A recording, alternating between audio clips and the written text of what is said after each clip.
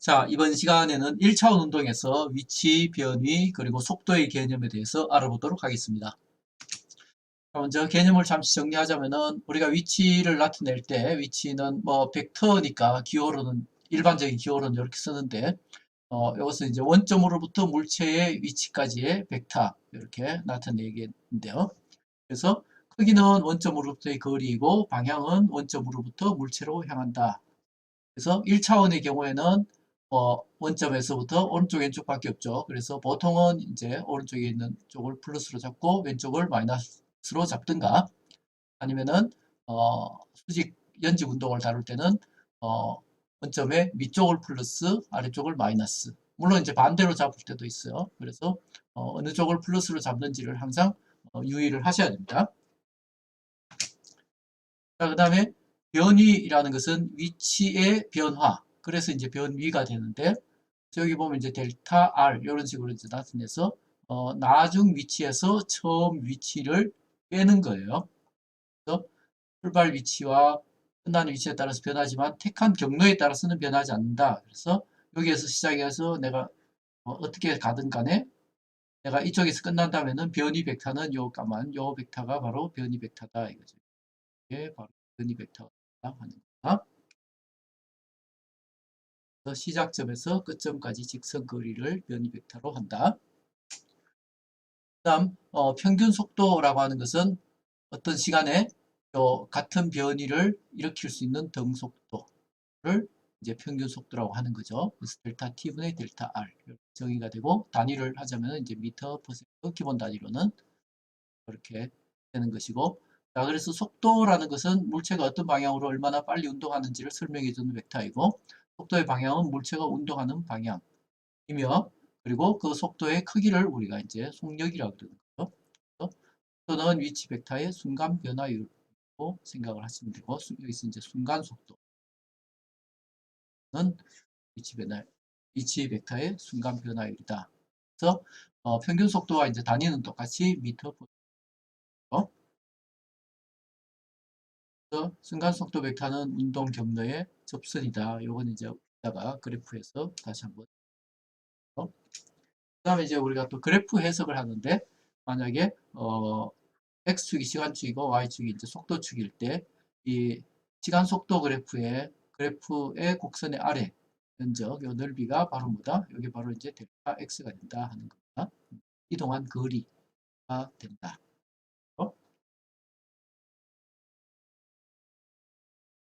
자, 그러면 이제 하나씩 볼까요? 입자의 위치, 위치, 이제 포지션.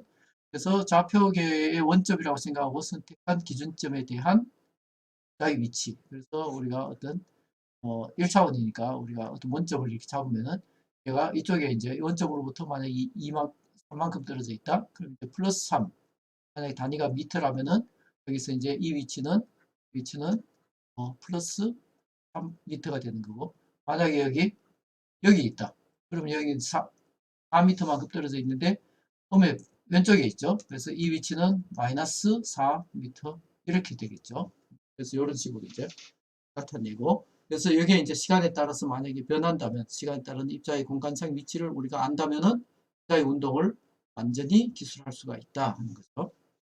그래서 물리에서 위치를 말하는 방법은, 자, 원점이라 부르는 기준점을 먼저 선택을 해야 되고, 그 다음에 원점으로부터의 거리와 그리고 어느 방향인지를 알려줘야 한다 이거죠. 그래서 방향과 거리, 이 두 개의 양을 물체의 위치라 부르는 하나의 벡터 양의 함축에서 나타낸다. 그래서 여기 아까 보시면은 x는 마이너스 4m라고 되어 있죠. 그래서 마이너스에서 방향이 나타나 있는 거고, 4에서 이 거리가 나타나 있는 거죠. 4m라는 거. 마찬가지로 여기서도 플러스 3m니까 플러스에서 방향이 나타나 있는 거고, 오른쪽이라는 3m라는 그래서 원점으로부터 3m 떨어져 있는 하는 방향과 거리 이 두 개의 양이 함께 나타납니다. 그래서 우리가 이제 벡터 표시를 명시적으로 하지 않아도 위치라는 것은 벡터라는 것을 여러분들이 인지를 하고 계셔야 됩니다. 그 다음에 이제 위치가 변하면은 위치의 변화. 그래서 여기 보시면 위치의 변화. 그래서 그게 바로 변이다 이거죠. 그래서 한 곳에서 다른 곳으로 물체의 운동을 하게 되면은 한 곳에서 다른 곳으로 물체의 변이를 당연히 수반하게 되겠죠. 자, 변이를 우리가 나타낼 때 델타 X라고 부르는데 여기 이제 델타 곱하기 X가 아닙니다. 그래서 뭔가의 변화를 나타낼 때 우리가 항상 델타를 붙여가지고 델타 뭐시기 하면은 뭐 X도 있고 뭐 델타 V도 나중에 이제 속도의 변화도 있을 수 있으니까 뭐 아니면은 에너지의 변화 이런 식으로 이제 우리가 델타를 써서 많이 나타내는데 델타를 곱한 게 아니다라는 것을 여러분들이 잘 이해하시고요. 자, 그 다음에 처음 위치에서 나중 위치까지 움직일 때 입자의 변이는 어떻게 정의되느냐. 자, 보시면은 여기 XF 빼기 XI. 즉, 나중 위치에서 처음 위치를 뺀 거죠. 그죠? 그래서 나중 거에서 처음 거를 뺀 거예요. 그게 이제 항상 변화가 되는 거죠. 그러니까 여러분이 용돈을 생각하면 여러분이 용돈을 하루에 10,000원을 받았는데 12,000원이 됐어요. 그러면은 변화는 얼마예요? 플러스 2,000원이죠. 그죠? 그래서 나중 거에서 처음 걸 뺀 거예요. 만약에 여러분의 용돈이 8,000원이 됐어요. 그럼 어떻게 되나요? 마이너스 2,000원이 된 거죠. 변화가 2,000원이 줄었으니까. 그래서 나중 거에서 처음 걸 빼는 것을 항상 요 델타로 생각하셔야 된다. 그 다음에 SI 단위로는 단위가 미터이다 하는 거죠. 또 델타는 어떤 물리량의 변화를 나타내는 것이지 곱하는 게 아니다 하는 거 다시 한번 강조드리고요. 그 다음에 양의 값은 변이가 플러스 x 방향으로 움직였다는 걸 나타내고 음의 값은 변이가 마이너스 x 방향으로 움직였다는 것을 나타내기 때문에 x 자체의 값이 플러스냐 마이너스냐는 상관이 없어요. 그래서 예를 들어서 만약에 xi가 마이너스 5m이고 xf가 만약에 마이너스 3m라고 봅시다. 그럼 델타 x는 어떻게 되나요? xf 빼기 즉 마이너스 3 빼기 뭐요? 마이너스 5가 돼서 어떻게 되죠? 2m가 된단 말이죠. 그래서 플러스 2m가 되는 거죠. 그래서 그래프에서 그림을 이렇게 살짝 그려보면 이제 여기 원점이 있다고 치면 마이너스 5에서 마이너스 3으로 간 거니까 화살표 방향이 어딘가요? 오른쪽을 향하고 있죠. 그래서 오른쪽을 향하니까 당연히 부호가 플러스가 되겠죠. 플러스 2m 이렇게 되겠죠. 그래서 x 자체, 그러니까 위치 자체가 양이냐 음이냐 하고 변위가 양이냐 음이냐 하고는 사실 별반 크게 상관이 없어요. 어느 방향으로 움직였느냐, 움직임의 방향이 어느 방향이냐 하는 것이 변위의 부호가 됩니다. 거기에서 이제 조금 비슷하니까 단위도 똑같이 쓰고 민트를 쓰고 그러니까 이제 거의 같은 걸로 자꾸 보는데 전혀 그게 아니다 하는 거 알아두시고요. 그 변이는 속도, 가속도처럼 크기와 방향을 가지기 때문에 벡터로 표시되는 물리량이다 하는 거 다시 한번 강조드리고 뭐 벡터 양은 위치, 속도, 가속도 포함해서 여러 물리량인데 방향과 크기가 있는 거고 스칼라 양은 숫자 값을 갖지만은 방향은 없다는 거죠. 그래서 그리고 이제 거리는 스칼라이다 하는 거죠. 이동 거리는 입자가 이동한 경로의 길이를 나타내는데 이거는 이제 스칼라 양이다. 그렇죠? 자, 그래서 예를 들어서 만약에 여러 시간에서 t가 0초일 때, 10초일 때, 20초일 때, 30초일 때 각각의 위치가 30, 52, 0, 마이너스 30, 마이너스 53 이렇게 되어 있는 위치를 한번 생각해 봅시다. 그래서 이렇게 표로 이렇게 나타내지 있으면 우리가 직관적으로 어떤 움직임인지 알기가 힘들죠. 그래서 이제 그래프로 이렇게 나타내는데 그래프로 이제 오른쪽에 있는 이 그래프를 보면 A점이 여기 있다가 시간에 따라서 지금 X축은 시간축이에요. 그죠? 10초마다 이렇게 위치를 이제 재본 거죠. 그랬을 때 B점 갔다가 C점 갔다가 D점 갔다가 E점 갔다가 F점 가는 거죠. 그래서 요 왼쪽에 있는 그림을 보시면은 A점에서 출발해가지고 그때는 이제 원점이 여기인데 30m 지점에 있다가 B점까지 즉 50m 지점까지 갔다가 다시 백을 해가지고 C점은 어디에요? 30 몇 미터죠? 30 얼마?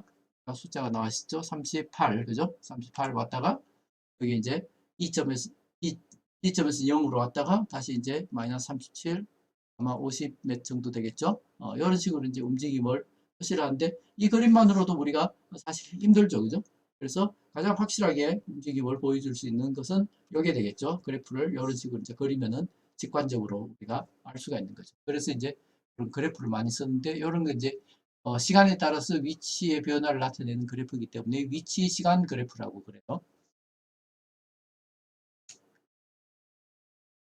자, 농구장에서 뭐 사진이 흐릿하긴 한데 선수들이 경기를 한 동안에 앞뒤로 달리면은 한 경기 동안에 달린 거리는 당연히 0이 아니죠. 여기 있다가 막 여기 왔다가 여기 왔다가 여기 왔다가 수십 번 왔다 갔다 하겠죠. 그죠? 수십 번 왔다 갔다 하지만은 자, 이 선수가 여기서 출발해가지고 시합 내내 4쿼터까지 달리고 여기서 끝났다고 만약 여기서 끝났다고 하면 변이는 어떻게 돼요? 요거단 말이죠. 요거. 그 변이라고 하는 것은 내가 이렇게 아무리 뭐 왔다 갔다 왔다 갔다 왔다 갔다 해도 시작점 여기고 끝점이 만약에 여기라면 이제 변이는 이게 되는 거죠. 변이 벡터는.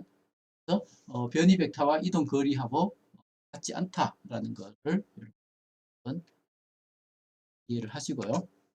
그래서 앞에 나왔던 얘랑 거의 비슷한데 자, 기차의 처음 위치가 어디 있어요? 처음 위치가 지금 여기 있는 거죠. 처음 위치가 뭐 3시 14분에 만약에 여기 원점에서부터 3km 오른쪽에 동쪽에 이렇게 있다고 칩시다.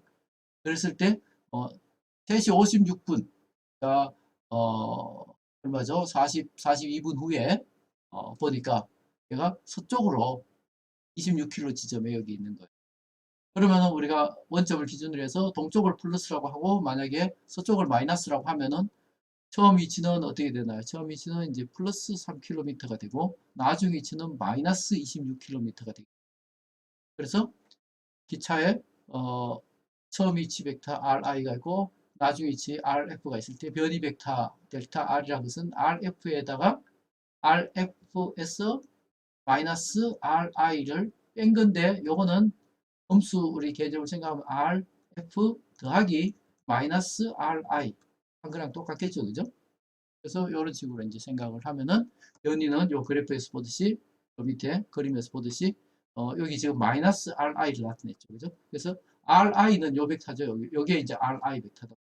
여기 ri 벡터인데 마이너스 ri는 여기 이제 뒤집어진 거죠, 이렇게. 요거 더하기 요거 이렇게 되니까 요거 두 개 더하면은 결국 16 더하기 3 해서 크기는 29km가 되고 그다음에 방향은 이제 서쪽으로 갔으니까 서쪽 방향이죠. 9호로 나타냈다면은 마이너스 26 빼기 3 해서 마이너스 29 이렇게 되겠죠. 그래서 마이너스라는 데서 벌써 마이너스가 이제 서쪽이다 이거죠. 플러스면 이제 동쪽이었고 그래서 이런 식으로 이제 나타낼 수 있다. 자, 위치라는 것은 다시 한번 말씀드리지만은 원점으로부터의 거리를 어, 나타내는 거고 표나 그림이나 그래프 등으로 표현할 수가 있고요. 그다음 변위는 치의 변화량이다 그랬어요. 델타 x는 xf 빼기 xi다 하는 거. 그래서 나중 위치에서 처음 위치를 빼는 것이고 당연히 벡터의 양이다. 그 다음에 거리는 이동한 거리는 이건 스칼라 양이에요.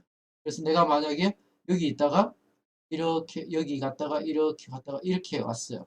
그러면은 여기 내가 한 5m 갔다고 치고 여기서 이쪽으로 이제 한 8m 갔다고 치고 다시 여기로 2m 왔다고 쳐요. 그럼 내가 이동한 거리는 어떻게 돼요? 5 더하기 8 더하기 2 해가지고 15m를 총 이동했지만 요건 이동한 거리가 되겠죠. 그런데 변이는 어떻게 돼요? 내가 여기 시작해서 이쪽으로 가서 끝났으니까 어떻게 되나요? 1m죠. 그리고 왼쪽을 마이너스라고 한다면 마이너스 1m가 된다. 그래서 이동한 거리는 15m지만은 이건 이제 음수가 없겠죠. 거리 경우는 스칼라니까. 스칼라니까가 아니라 이제 그 크기만 가지니까. 근데 이제 델타 x는 마이너스 1m가 된다. 요 경우에 요걸 이제 잘 생각을 하시고요. 그 다음에 이제 속도라는 것은 이제 변이가 있으면 이 변이가 어떤 시간 동안에 얼마나 빨리 일어났느냐.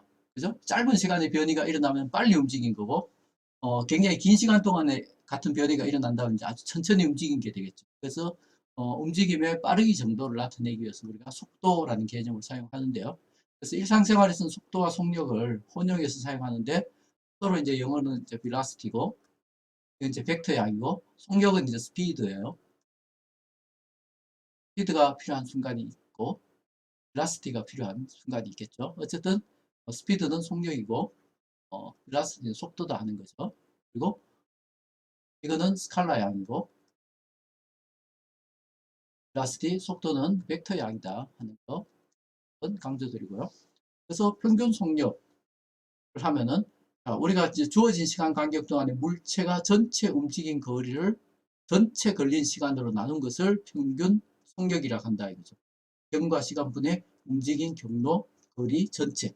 그러니까 위에가 미터고 밑에가 초죠. 그래서 이제 미터 퍼 세크 기본적으로 미터 퍼 세크로 나타내지만은 어차피 거리를 시간으로 나눈 단위는 다 속도 또는 속력의 단위가 될 수 있겠죠.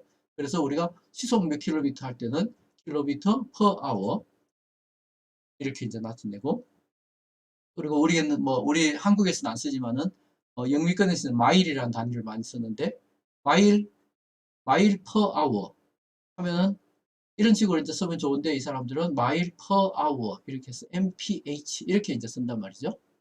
어쨌든 이런 단위도 많이 쓰고요.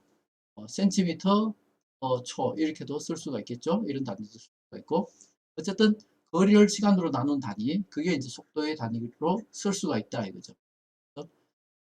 그리고 미터 퍼 세컨드 이제 기본 단위이긴 하나 이것만 유일하게 쓰지는 것은 결코 아니다 하는 거. 자, 기호로 나타내면 요 식을 기호로 나타내면 b 이꼴 d-t 이렇게 해서 여기 이제 b는 이제 사실은 velocity의 약자인데 사실은 지금 이제 속력식인데 b를 쓰는 거죠. 그냥 어차피 빠르기를 나타낼 때 우리가 꼭 velocity라는 게 이제 영어로 이제 속도를 나타내지만 사실은 이 b는 또 벨로체 뭐 벨로치다 뭐 이렇게 해서 또 라틴어 또는 이제 이탈리아어에 이제 빠르기라는 말을 또 있기 때문에 그런 데서도 이제 수가 있죠. 자, 그래서 평균 속력하고 아까 평균 속력은 어때요? 시간분에 이동한 거리, 만약에 내가 이렇게 이동했으면은 이 거리를 다 합한 게 이제 이동한 거리인데 평균 속도는 뭐예요? 평균 속도는 단위 시간 동안에 변위가 얼마가 되느냐 하는 거예요. 아까 b는 어떻게 됐어요? t분의 s 이렇게 s였나 d였나? d로 나타났죠. d로 합시다. 이렇게 이제 쓸 수가 있었는데 평균 속도는 변위랑 관계가 있어요. 이렇게 델타 x단 말이죠. 그래서 이제 뭐 나중 시간, 처음 시간 얘를 갖다가 이제 뭐 그냥 0으로 잡고 얘를 그냥 t라고 하면은 이거는 또 t분의 f 빼기 x이라고 이제 또 줄일 수가 있겠죠. 네, 어쨌든 이런 식으로 이제 나타내시는 거. 역시 SI 단위는 미터 퍼 세컨드가 되고, 그리고 평균 얘는 D가 T도 마찬가지고 T도 이제 스칼라 양이고 스칼라 양인데다가 얘는 음수가 없단 말이죠. 마찬가지로 거리도 역시 음수가 없는 스칼라 양이에요. 그러니까 둘 다 이제 양수밖에 없으니까 0이나, 그래서 이 경우에는 속력의 경우에는 이제 음수가 없는데 평균 속도의 경우에는 이제 변위가 델타 x가 양수가 될 수도 있고 음수가 될 수도 있죠. 방향에 따라서 그죠? 그래서 양의 방향이면 그러니까 우리가 오른쪽을 통상 이렇게 플러스 방향으로 잡는다면은 변이 방향이 이 방향이라면 얘는 플러스가 되겠지만은 내가 이쪽으로 움직여 간다면 마이너스가 되겠죠. 그죠? 그래서 양일 수도 있고 음일 수도 있다 하는 거죠. 그래서 시간 간격 델타 t는 뭐 항상 양이고요. 또 평균 속도의 뭐 다른 단위를 살펴보면 미국 관습 단위계로는 피트 퍼가 있고 CGS 단위계에서는 센티미터 퍼 이렇게 이렇게 있는데 우리는 주로 이제 미터 퍼 세컨드 아니면 킬로미터 퍼 아워 아까 말했던 미터 퍼 세컨드 킬로미터 퍼 아워 이런 단위를 이제 많이 쓰게 되겠죠. 자, 그래서 평균 속도는 다시 강조하자면 요거는 델타 t분의 델타 x다. 그래서 변이라는 거죠. 요게 평균 속력은 뭐다? 그냥 델타 t분의 요 이동한 거리. 그래서 얘는 크기만 있고 벡터 평균 속도는 크기와 방향이 모두 중요하고 단위는 똑같아요. 단위는 둘이 똑같고. 그래서 일반적으로 평균 속도의 크기와 평균 속력은 같지는 않다.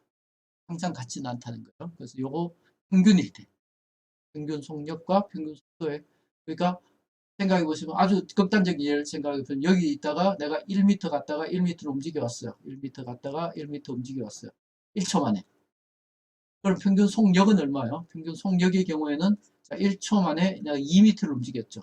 그러니까 2m/s가 되는데 지금 평균 속도를 구하라 그러면 여기서 출발점으로 되돌아왔기 때문에 변이가 0이죠. 그죠? 이때는 변이가 1초 만에 0m를 움직여 간 거죠. 이동해 간 거죠. 0이다 말이죠. 평균 속도는 0이 되지만 속력은 2m/s가 되죠. 평균 속도의 크기가 평균 속력은 아니다는 거예요. 자, 순간 속력과 순간 속도로 가면은 이야기가 달라집니다. 그거 이제 기억하시고요. 자, 1차원 운동하는 입자의 평균 속도의 크기가 평균 속력보다 작은 경우는 다음 중 어느 것인가?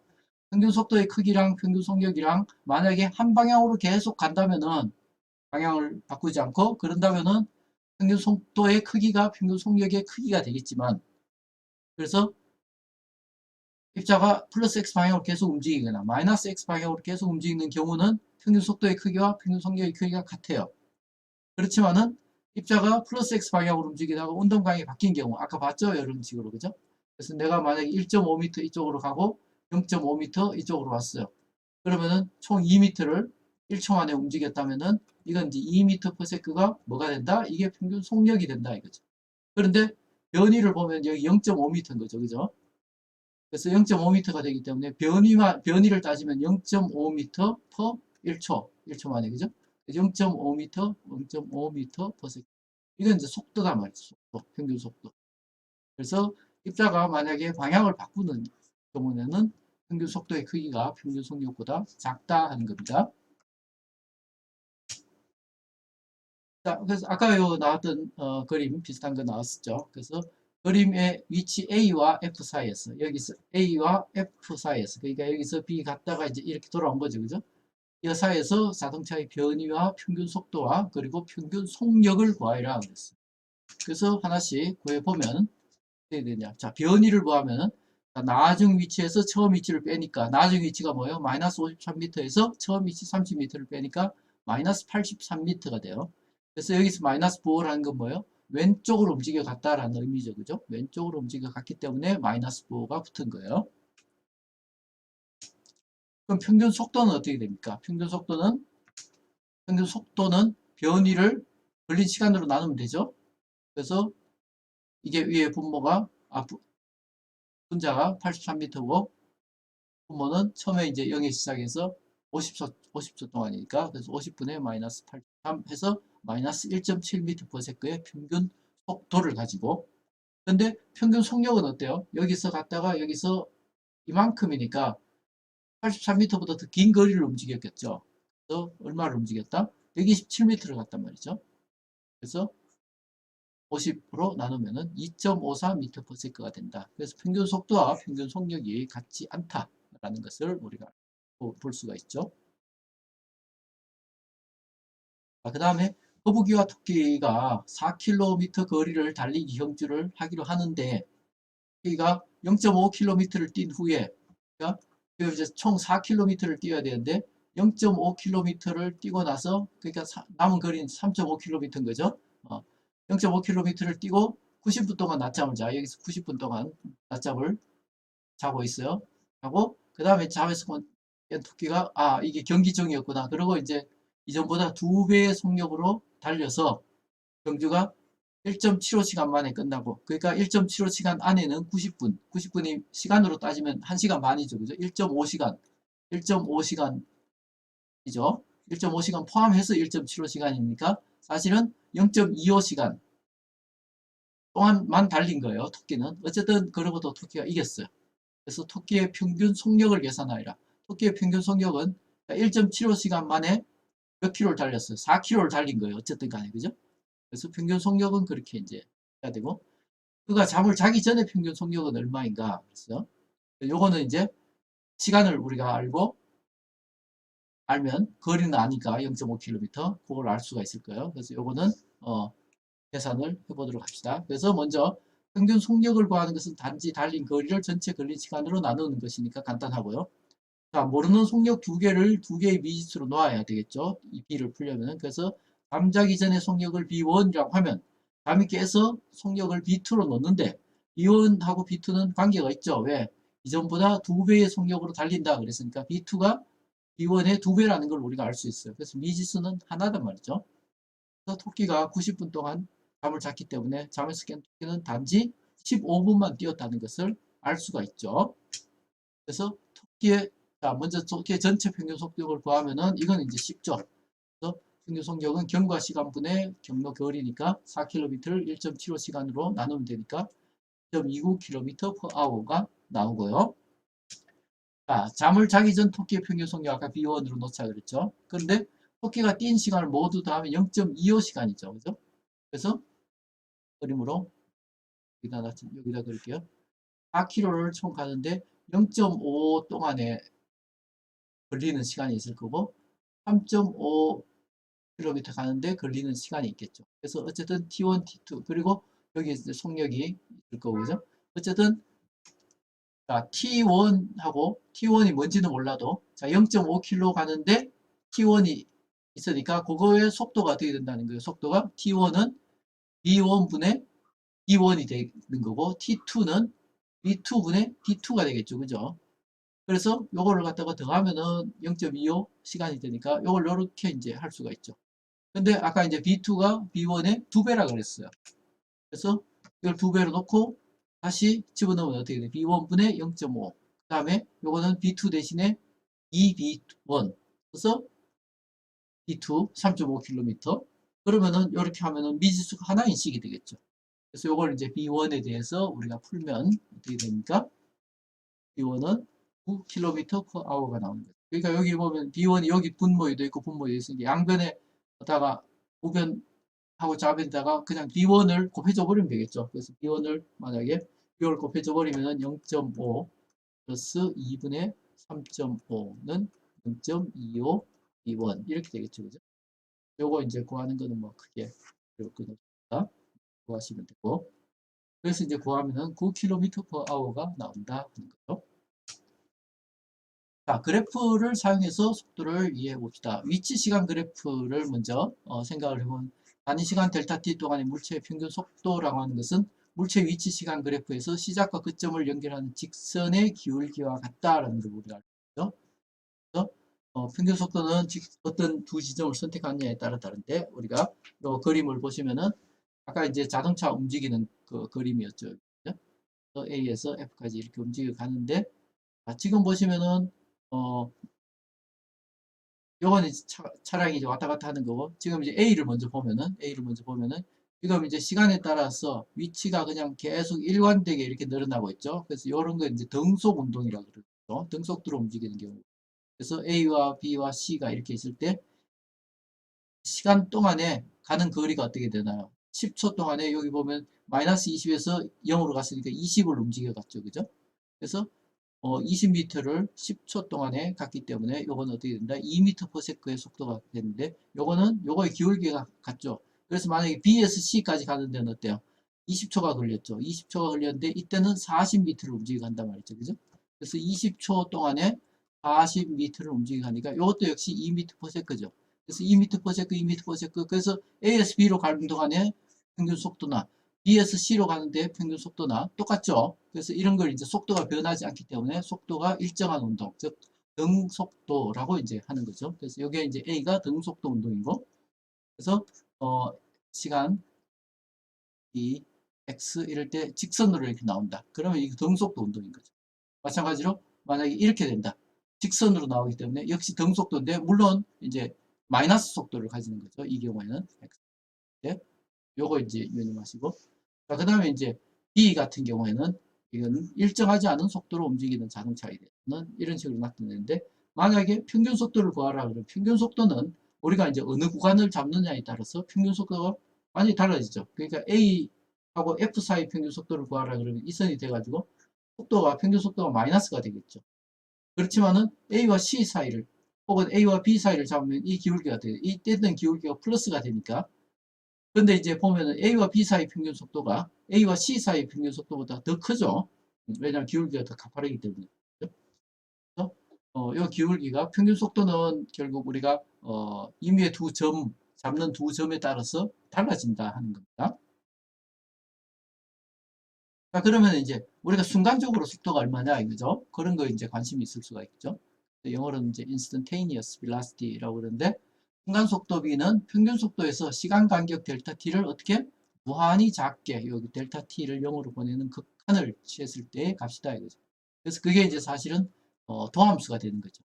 그러니까 X가 만약에 시간에 대한 함수일 때 X는 XT일 때 B는 그리고 어떻게 된다? DT, DX 뭐 X 프라임이라고 이제 하든가 이렇게 미분을 해서 구하는 건데 우리가 이제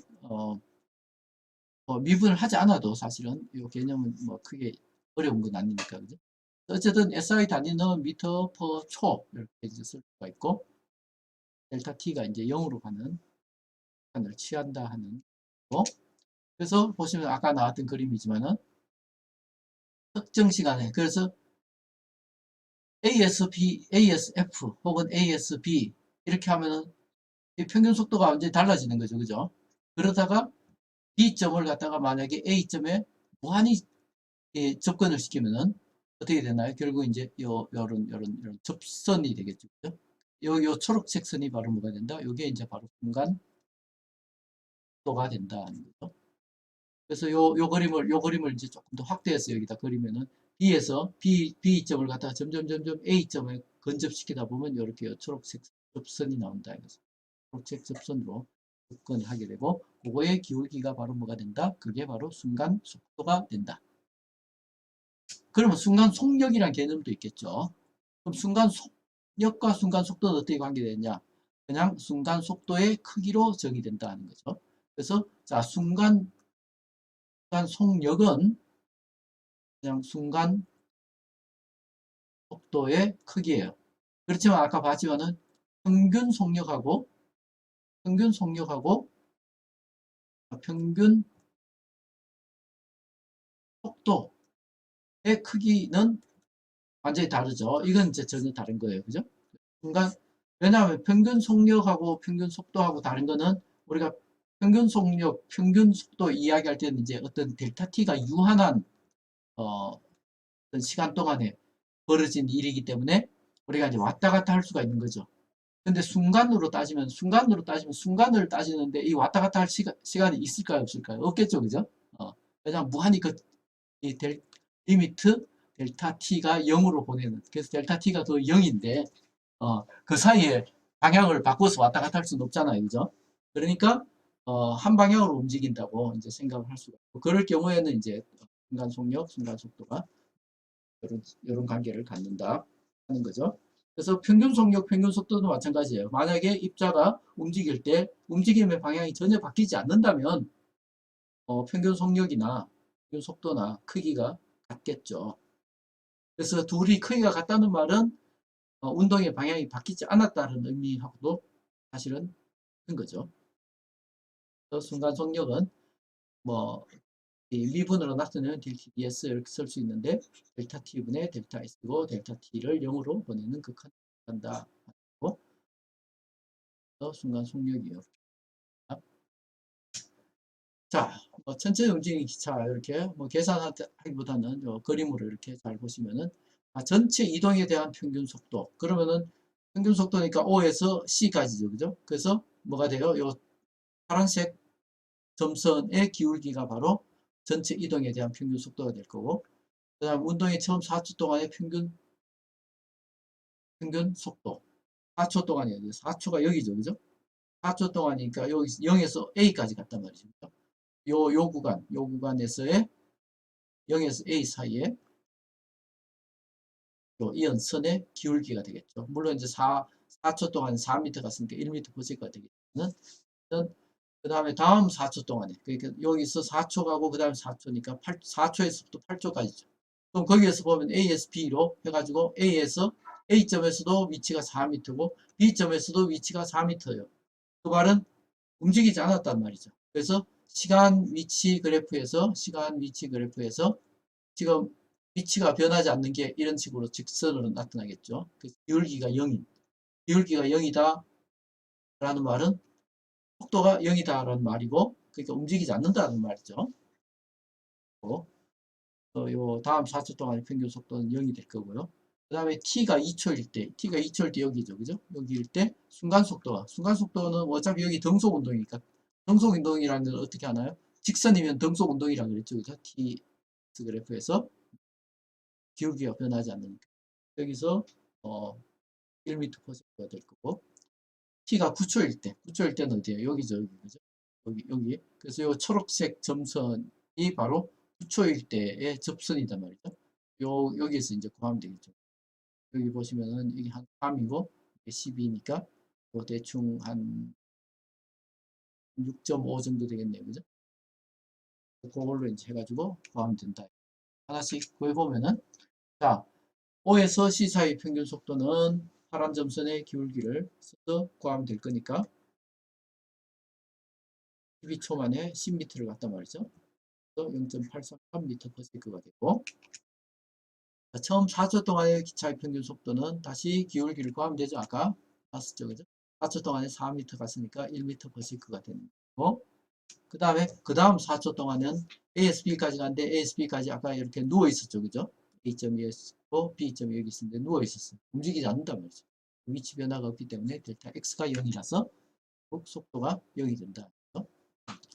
그래서 처음 4초 동안의 기차는 뭐 A에서 플러스 X 방향으로 일정한 속력으로 움직이다가 멈춰 있다가 이런 식으로 이제 급하게 이제 움직여가는 거고, 요 기울기가 아까 그걸로 이제 구하면 되고, 요 그래프 상으로 이제 구하는 거니까 요거는 뭐 그냥 숫자가 정확하게 나와 있지 않으니까 넘어갈게요. 그렇지만 개념은 어쨌든 이렇게 된다 하는 거. 그래서 B가 2초일 때는 어차피 1m/s고 B가 9초일 때는 이제 여기일 때니까 요 기울기에서 요 그래프에서 이제 계산할 수 있죠. 자, 그 다음에 또 예를 보자면 평균 속도와 순간 속도인데 한 입자가 X축을 따라서 이렇게 움직이는데 X축은 지금 이제 시간축이고, 그죠? Y축이 이제 위치인데, 처음에 여기서 원점을 출발해 가지고 일단 왼쪽으로 갔다는 거죠. 그죠? 왼쪽으로 갔다가 그다음 다시 이제 위쪽으로 올라간 거죠. 그래서 이렇게 이제 될 때, 자, x가 시간에 대한 함수로 주어질 때 x는 마이너스 4t 플러스 2t 제곱의 식과 같이 변한다. 그래서 x의 단위는 미터고 t의 단위는 초이다. 그럼 이 운동에 대한 위치 시간 그래프가 그림과 같이 주어지면은 일단 운동이 처음 1초 동안은 마이너스 x 방향으로 움직이고, 그죠? 이렇게 이점까지는 될 때까지는 마이너스 x 방향으로 움직이고, 1초부터는 순간적으로 1초에 순간적으로 정지했다는 게 기울기가 뜻하는 거예요. 기울기가 접선의 기울기가 0이 됐다는 말이죠. 그 다음에 t는 1초보다 클 때는 이제 x 방향으로 플러스 x 방향으로. 자, 그러면은 t는 0에서 t가 1초까지 시간 간격과 시간 간격은 1초죠. 그 다음에 그 1초 동안 A 입자의 변이는 요 0에서 1초가 될 때 0에서 마이너스 2m가 됐으니까 그때는 이제 델타 x가 마이너스 2m가 될 거거든요.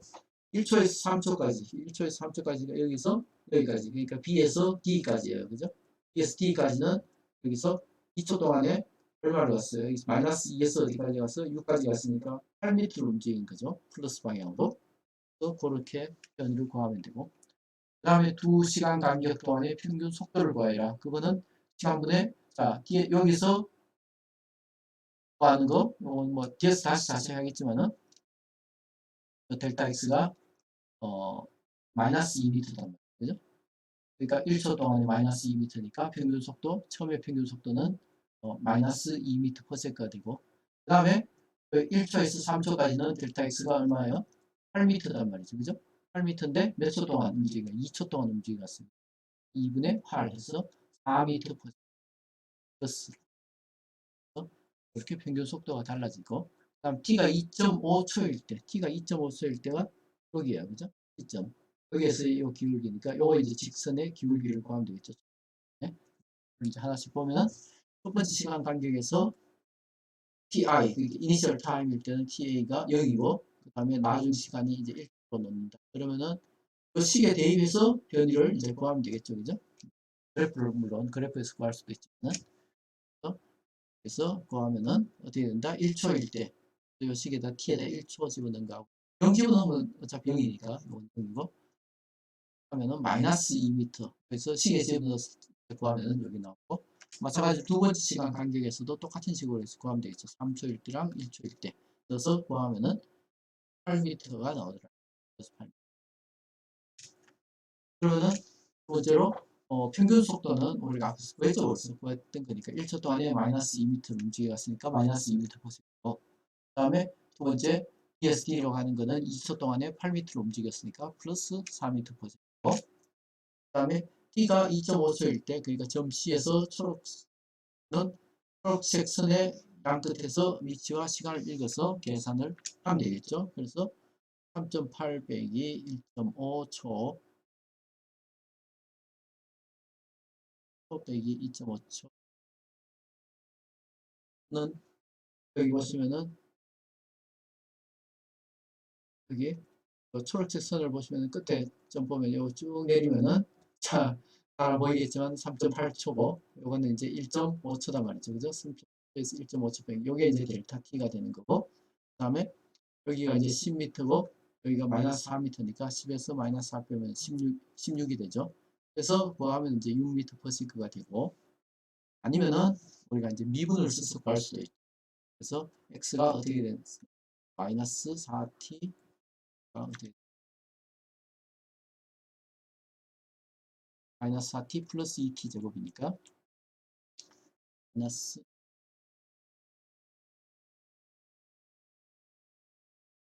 마이너스 4t 플러스 2t 제곱인데 자 b는 x를 t로 미분한 거니까 마이너스 4 플러스 4t 이렇게 되겠죠. 그죠? 그래서 이때 이제 t가 2.5초일 때 속도는 여기다 이제 요게 이제 지금 순간 속도식이니까 내가 마이너스 4 플러스 4 곱하기 2.5 하면은 4 곱하기 2.5 하면 10이죠. 그래서 4 빼면 6이 되는 거죠. 6m per second. 이렇게 이제 구할 수도 있어요.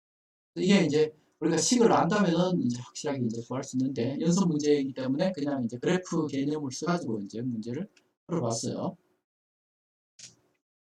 그래서 등속 운동한 입자, 아까도 계속 이야기했지만은 등속 운동을 하면 기울기가 어떻게 된다? 기울기가 변하지 않는다. 이거죠. 그래서 이런 경우에는 순간 속도나 평균 속도나 속도가 변하지 않기 때문에 둘이 똑같겠죠. 그래서 순간 속도 이걸 평균 속도가 된다. 이거죠. 평균 속도 이걸 순간 속도가 된다. 속도가 변하지 않으니까. 그 다음에 이렇게 직선으로 나타내져 있으니까 위치의 함수가 시간에 대해서 1차 함수가 된다 이거죠. t의 1차 함수가 되고 그거 이제 이해하시면 돼요. 그 기울기가 바로 xt일 때 기울기가 바로 써야 되는데 이건 이제 순간 속도이기도 하고 평균 속도이기도 하다. 왜? 등속 운동하니 속도가 변하지 않으니까. 그래서 달리는 사람을 입자로 모형해서 우리가 생체 역학을 연구하기 위해서 어떤 남자가 일정한 비율로 직선을 따라서 달리는 동안 실험 대상의 속도를 측정을 하면 달리는 사람이 어떤 주어진 지점을 통과할 때 스탑워치를 작동하고 20m를 달린 지점에 스탑워치를 멈춘다. 스탑워치에 기록된 시간 간격은 4초이다. 그러니까 4초 동안에 20m를 달린 거죠. 그죠? 달리는 사람의 속도를 구하라. 4초 동안에 20m를 달렸으니까 어렵지 않죠? 4초 동안에 20m를 달렸으니까 5m/s가 되고 그 다음에 스탑워치가 멈춘 후에도 사람이 계속 달린다면 처음부터 10초 후에 위치는 얼마이가? 자, 등속 운동을 하기 때문에 EX는 어떻게 되나요? 일정하게 이렇게 되죠. 그죠? 그래서 처음 위치가 이제 0이라고 보면은 이 속도는 여기에서 구한 5m/s니까 5m/s의 속도로 10초 동안 간다면은 50m를 움직여 갈 수 있죠. 50m/s가 아니고요. 50m를 움직여 갈 수 있죠. 네, 움직여 갈 수 있다.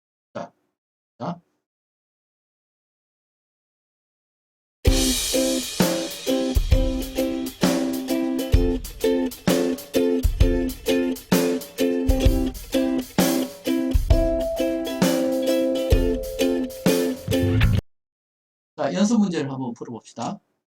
인체에서 신경 자극이 전달되는 속도가 약 100m/s이다. 어둠 속에서 발가락이 돌에 채였다면 뇌에 이 충격이 전달되는데 걸리는 시간을 대략 구하여라 했어요.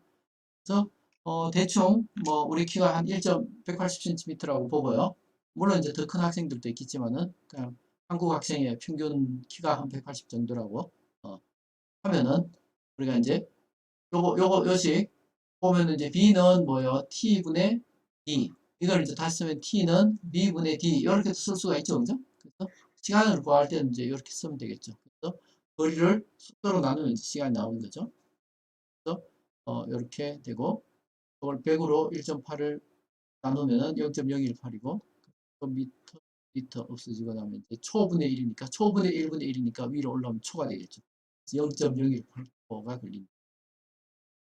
그걸 이제 뭐 또 밀리초라는 것도 많이 쓰는데 여기 이제 천분의 1초를 이야기하는 거죠. 그럼 여기 천분의 1초 밀리를 나타내려면 소수점을 이렇게까지 옮기면 되니까 18밀리초라고도 말을 할 수가 있겠죠. 자, 어떤 사람이 자동차로 한 도시에서 다른 도시를 여행하고 있는데 30분 가는 80km/h로 12분가는 100km/h로 그리고 45분가는 40km/h로 운전을 했고 점심 식사와 주유를 하는데 15분이 걸렸다. 그럼 여행 중에 평균 속력을 구하라고 했으면 지금 보면은 30분, 12분, 45분, 15분 이게 총 걸린 시간이죠. 그 총 걸린 시간으로 총 이동한 거리. 그럼 총 이동한 거리는 자 30분 동안 80km/h니까 자 80km/h에 30분인데 여기 보면 이제 시간당이니까 30분을 시간으로 바꿔주는 게 좋겠죠. 그래서 0.5시간. 그러면 이렇게 곱해지면 이제 40km 움직여 간 거죠. 그죠? 그래서 이런 식으로 해서 우리가 구하면은 자 평균 속력은 총 걸린 시간분의 이동 거리인데 총 걸린 시간이 어떻게 돼요? 여기 지금 30분, 12분, 45분, 15분인데 요걸 이제 시간으로 바꿔주기 위해서 60으로 다 나눴어요. 그죠? 그래서 이제 더한 그러면 이제 여기에 이제 아워가 되겠죠. 시간으로 되고 그 다음에 마찬가지로 80km/h를 60분의 30 시간으로 간 거죠. 이게 이제 시간 단위가 되는 거죠. 그러면 이제 요 거리가 되는 킬로미터 거리로 나오고 그래서 계산을 해보니까 위에는 90km가 되고 밑에는 분모는 1.7아워, 1.7시간이 되더란 말이죠. 그래서 계산하면 52.9km/h가 된다 이거죠. 그러면 여기 요 분자가 바로 사실 이 경로를 따라서 두 도시 간의 거리를 구하라 그랬어요. 여기서 요 구한 요 이동한 거리 여기 이제 분자에 나온 요 90km가 바로 이 두 도시 간의 거리가 되겠죠. 그건 이제 자동적으로 구해버릴 거고. 자, 두 배가 동시에 출발해서 너비가 60km인 호수를 왕복하여 경유를 하고 있다. 그래서 여기서 이렇게 했는데 이쪽이 이제 60km라고 칩시다. km인데 배 A는 시속 60km로 건너갔어. 자, A를 보면은 자, 갈 때는 시속 60km로 60km/h로 갔어요. 그러니까 시간이 얼마 걸렸겠어요? 1시간 걸렸겠죠. 그 다음에 올 때는 어, 올 때도 60km/h로 갔어요. 올 때도 60km/h로 왔으니까 역시 시간이 얼마 걸리겠어요? 1시간이 걸리겠죠? 그럼 총 걸린 시간이 얼마예요? 총 걸린 시간이 2시간이에요. 그죠? 자, A는 그렇고, 자, B를 봅시다. 왜 B는 처음에 갈 때는 30km/h로 갔어요. 그래서 B가 경우에는 이렇게 이제 갔단 말이죠. 30km/h로 갔다가, 보니까 이제 너무 늦은 거예요. 그죠? 왜냐하면 A는 훨씬 더 빨리 갔으니까. 그래서 이제 서둘러서 올 때 90km/h로 이렇게 오면은 지금 대충 이제 30하고 90의 평균이 60이잖아요. 그죠? 그러니까 오케이 대충 이렇게 둘이 같은 시간에 도착하지 않았을까 라고 생각할 수 있으나 우리가 시간을 따져보면 자, 배 A가 왕복한 시간이 얼마예요? 2시간이죠. 그럼 자, B의 입장에서 봅시다. 60km를 시속 30km로 가면 시간이 얼마 걸려요? 2시간이 걸리죠.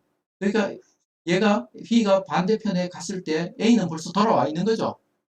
그죠? 같은 시간에 돌아와 있어요. 그래서 90km/h로 돌아와가지고는 무승부가 될 수가 없고 또 얼마가 돼야 된다? 무한대가 돼야 되는 거죠.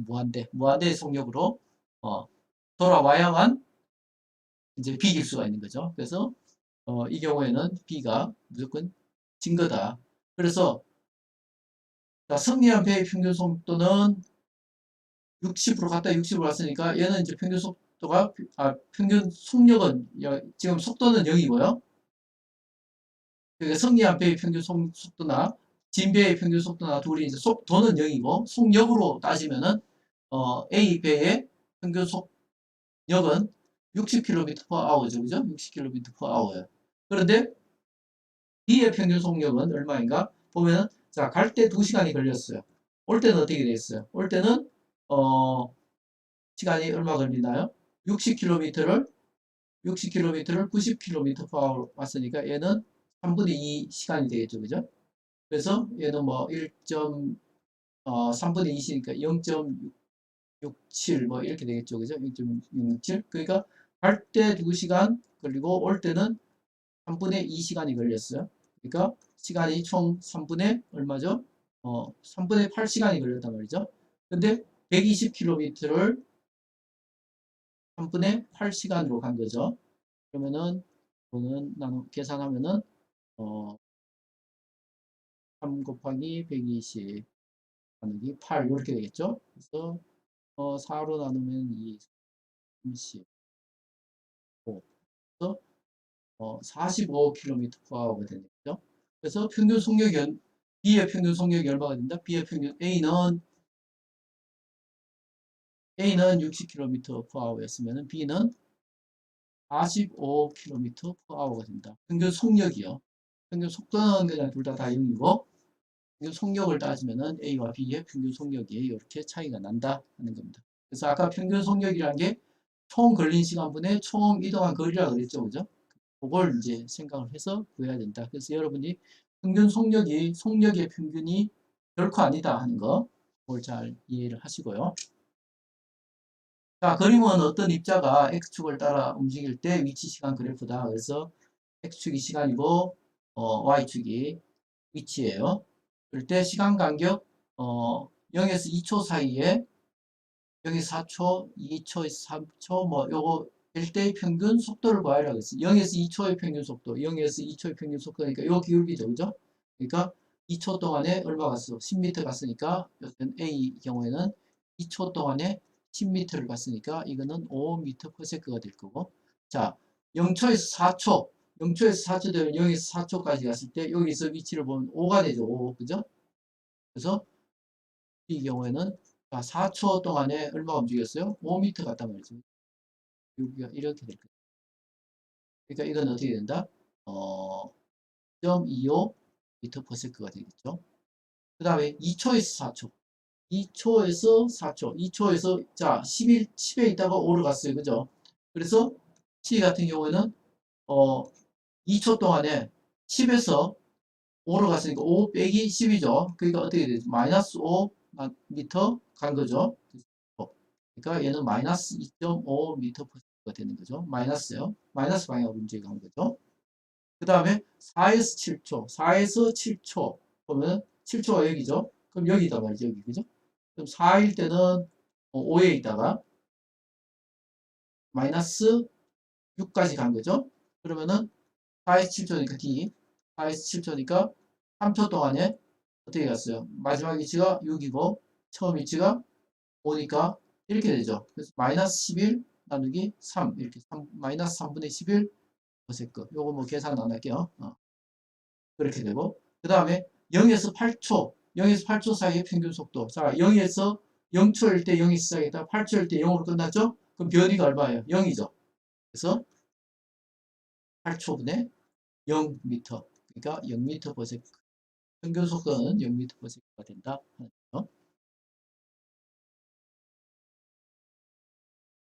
자, 어떤 사람이 20분간의 휴식 시간을 제외하고는 90km/h의 일정한 속력으로 자동차 여행을 하고 있다. 이 사람의 평균 속력이 75km/h라고 한다면은 어느 정도의 시간과 거리를 여행한 것일까? 그죠? 그럼 20분간의 휴식 시간, 20분간은 평균 속력이 0이고, 그 다음에, 그 나머지 이제 이동하는 시간은, 자, 20분간이 뭐 T2라고 하고, 90km/h로 이동한 시간을 만약에 T1이라고 한다면 총 걸린 시간은 T1 더하기 T2가 되겠죠. 그죠? 그거 분의 90km/h로 T1 시간 동안 이동한 거리가 있겠죠. T2 시간 동안에 이동을 안 했죠. 휴식이니까. 그죠? 그래서 평균 속력의 개념을 생각하면 평균 속력이 어떻게 돼요?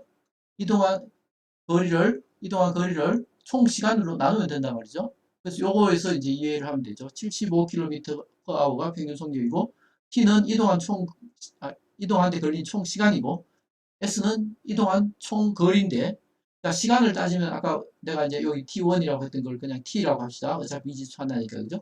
그래서 90km/h로 일정한 속력으로 가는데 얼마나 시간이 걸렸는지 몰라. 그래서 t라고 놨어요. 그 다음에 20분 동안 갔으니까 요걸 이제 시간으로 바꾸자면 60분에 20 하면 되겠죠? 그래서 이렇게 놨어요. 이게 이제 총 걸린 시간이고, 그 다음에 총 이동한 거리는 90km/h로는 t 시간 동안 갔어요.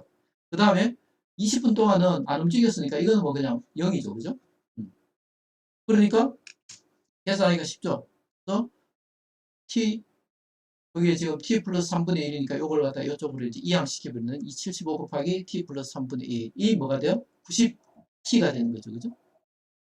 그래서 t에 대해서 풀면 어떻게 된다? 3분의 5 시간이 된다는 거죠. 3분의 5 시간이니까 요게 이제 시간이다 이거죠. 3분의 5 시간. 3분의 5 시간이니까 이게 얼마죠? 1과 3분의 2 시간이죠. 1시간 하고 1시간 40분인 거죠. 그죠? 1시간 40분이 걸렸고, t가 1시간 40분이고, 그 다음에 총 시간은 여기 20분의 휴식 시간을 해야 되니까 1시간 40분 더하기 20분이니까 3분의 1시간. 그래서 하면은 여기 이제 총 시간은 2시간이 걸리는 거죠. 총 시간은 2시간이 걸리고, 그 다음에 이동한 거리는 사실 뭐 요걸 써도 되고 요걸 써도 되고요. 아니면 요걸 아니까, 그리고 총 걸린 시간 요걸 아니까 요걸 써도 되고, 둘 다 똑같은 시간이 나오겠죠. 똑같은 거리가 나오겠죠. 그래서 75km/h에다가 2시간을 곱해도 되고, 그래도 150km가 나올 거고, 그 다음에 90km에다가 뭐 요 t1 3분의 5 요걸 넣어가지고 해도 역시 똑같은 거리가 나오겠죠. 150km를 여행했다 하는 게 나옵니다. 그래서 이렇게 우리가 이제 하나씩 잘 따져 나가면 된다는 거죠. 자, 그 다음에 자동차 경주 대회 예선에 통과하기 위해서 2000m의 경주를 달린 동안 평균 속력이 240km/h에 도달할 수 있어야 되는데, 어떤 차가 경주로의 처음 반을 달리는 동안, 자, 처음 반이니까 2km 가는 거죠. 그죠? 2km 가는데 2km요. 2km 가는데 처음 반이니까 1km 가는 동안에 평균 속력이 210km밖에 안 됐어요. 그 나머지 1km를 갈 때 얼마가 돼야지 평균 속력이 240km/h가 되겠느냐 하는 거죠. 그래서 아까 우리 봤지만은 속력의 평균을 구해가지고 평균 속력이 되지는 않는다는 거죠. 그래서 나머지 반의 평균 속력이 210하고 평균 돼가지고 240이 되는 270은 아니다 이런 거죠. 그래서 보시면은, 자, 평균 속력이라는 것은 걸린 시간분의 이동한 거리인데, 그럼 걸린 시간은 t1, t2, 그죠? 각각의 요때 걸린 시간을 t1이라고 하고 요때 걸린 시간을 t2라고 합시다. 그 분의 이제 s1, s2인데, 물론 이제 s1, s2는 이제 각각 1km씩이죠, 그죠? 그럼 요 t1이라는 시간은 얼마겠어요? b1이라는 속도로 s1을 갔으니까 b1분의 s1이라고 하고, t2는 b2로 s2의 거리를 간 거죠. 물론 s1과 s2는 둘 다 1km니까. 그래서 1km, 1km 집어넣고, 그럼 1km 더하기 1km 하면 분자는 2km가 될 거고요. 그죠?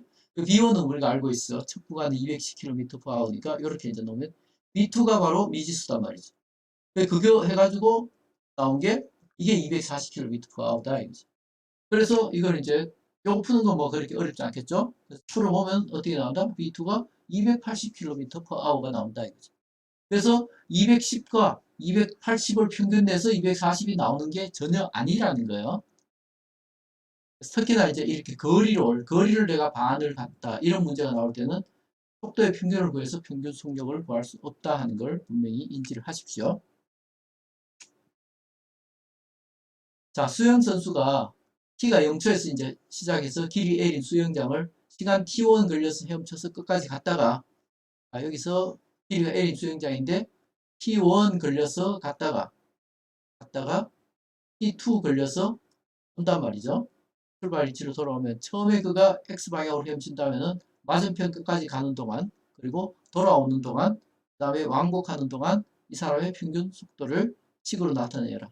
자, 우리가 왕복하는 동안의 평균 속도, 왕복하면은 갔다가 와서 제자리로 돌아왔으니까 변이가 얼마예요? 이거 같은 경우 변이가 0이죠. 그래서 C2번 같은 경우는 이제 평균 속도가 0이라는 걸 우리가 알 수 있고요. 자, 먼저 A부터 한번 보면은 맞은편 끝까지 가는 동안 그러면은 B1이라는 것은 T1분의 L이죠. 그죠? 이게 평균 속도가 되는 거고, 그리고 지금 플러스 X 방향으로 간다 그랬으니까 요 방향을 플러스 X 방향으로 하면은 자, 갈 때는 어느 방향으로 움직였어요? L 플러스 L 방향으로 움직였죠. 그래서 평균 속도가 T1분의 L이 될 거고, 올 때는 어때요? 올 때는 반대로 오는 거죠. 그죠? 마이너스 L로 변이가 되고, 그래서 B2는 마이너스 T2분의 L 이렇게 되는 거죠. 그 다음에 D번에 이 선수가 왕복하는 동안 평균 속력을 구하라 그랬어요. 그래서 지금 이거는 여기서 부호를 B1, B2에 부호를 붙인 것은 속도를 구하라 그래서 평균 속도를 구하라 그래서 붙인 거고, 이 평균 속력은 어떻게 됐어요? 평균 속력은 부호를 붙일 필요가 없죠. T1분의 T2분의 L1, L 더하기 L이니까. 그런데 요렇게 이제 그래서 요걸 이제 EL이라고 이제 해도 되고, 그 다음에 우리가 이제 B1, B2를 물론 구하진 않았지만은 요렇게도 이제 생각할 수가 있죠. 그죠? 요렇게 참고 삼아서. 지금 이제 요거는 우리가 숫자를 집어넣는 게 아니라 T1, T2 그리고 L 요걸 이제 이용해서 우리가 평균 속력을 이제 나타낼 수, 요런 식으로 나타낼 수 있다 하는 거죠.